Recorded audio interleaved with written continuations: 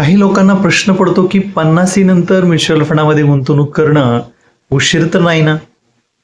एक लक्षात ठेवा मित्रांनो, की म्युच्युअल फंडातली गुंतवणूक ही वयावर अवलंबून नसते. तुम्ही कुठल्याही वयात त्या ठिकाणी गुंतवणूक करू शकता.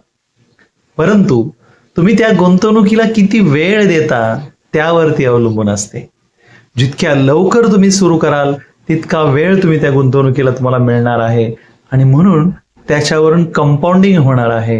म्हणजे चक्रवाढ व्याज हे व्याजावर मिळणार व्याज आणि मग त्याच्यासाठी वेळ, असं हे गणित आहे. 50शीत सुद्धा तुम्ही गुंतवणूक करू शकता आणि जन्मलेल्या बाळाच्या नावाने सुद्धा गुंतवणूक करू शकता. अडचण काहीच नाही, फक्त तुम्हाला वेळ देता आला पाहिजे. लहानपणी गुंतवणूक केली तर तुम्ही खूप सारा वेळ देऊ शकता. 50शीत केल्यानंतर सुद्धा वेळ देऊ शकता, कारण की रिटायरमेंट झाली म्हणजे आयुष्य संपलं असं नाही. पैसा फक्त सेव्हिंग केल्याने वाढत नाही. पैसा हा ग्रो झाला पाहिजे, त्याचं वेल्थ क्रिएशन झालं पाहिजे, त्याच्यातून संपत्ती निर्मिती व्हायला पाहिजे.